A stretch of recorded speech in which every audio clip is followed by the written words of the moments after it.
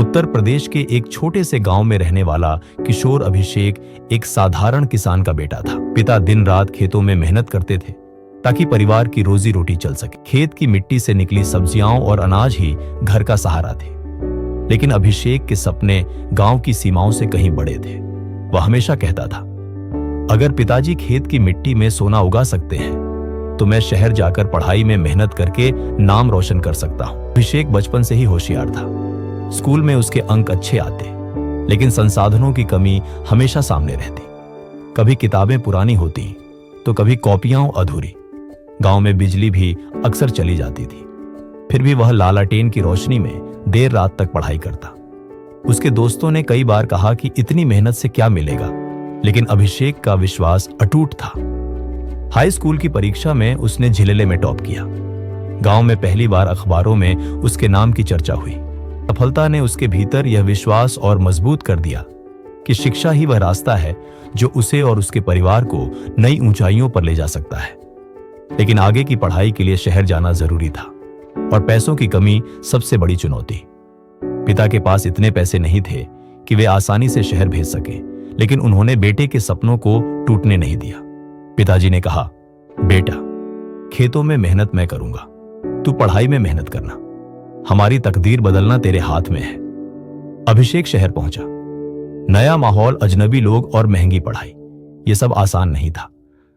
उसने छात्रावास में सबसे छोटे कमरे में जगह ली। कभी कभी उसे 2 वक्त का खाना भी भारी लगता, लेकिन उसने हार नहीं मानी। वह ट्यूशन पढ़ाकर अपने खर्च पूरे करता। सुबह क्लासेस, दोपहर में ट्यूशन और रात को अपनी पढ़ाई, उसकी दिनचर्या यही बन गई। एक समय ऐसा भी आया जब लगातार काम और पढ़ाई से उसका स्वास्थ्य बिगड़ने लगा।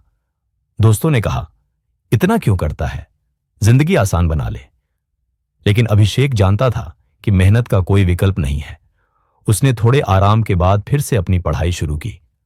उसका एक ही मंत्र था, मैं हार नहीं मानूंगा। शहर में उसे एक प्रोफेसर मिले जिन्होंने उसकी मेहनत देखकर कहा, तू गांव से आया है, पर तेरी सोच बहुत बड़ी है।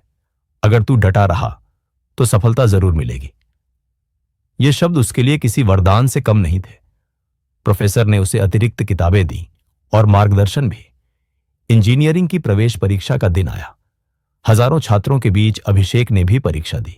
नतीजे घोषित हुए। वह टॉप 100 में चयनित था। गांव और परिवार में खुशी का माहौल छा गया।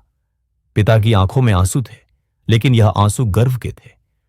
कुछ सालों की कड़ी मेहनत के बाद अभिषेक ने इंजीनियरिंग की डिग्री हासिल की और एक नामी कंपनी में चयनित हुआ। उसकी पहली तनख्वाह जब गांव पहुंची तो पिताजी ने कहा, बेटा, आज तेरी मेहनत ने हमारी मिट्टी की लाज रख ली। अभिषेक ने गांव में स्कूल के लिए एक पुस्तकालय बनवाया ताकि कोई बच्चा किताबों की कमी से अपने सपने अधूरे न छोड़े। उसने अपने अनुभव से सबको यही संदेश दिया कि संघर्ष चाहे जितना भी हो, कभी हार मत मानो। अभिषेक की कहानी किसी फिल्मी कहानी जैसी लगती है, लेकिन असल में यह मेहनत और विश्वास की ताकत को दिखाती है। उसने हमें यह सिखाया कि हालात चाहे कितने भी कठिन क्यों ना हो, अगर इंसान सच्ची लगन और धैर्य से आगे बढ़े तो मंजिल तक पहुंचना नामुमकिन नहीं है।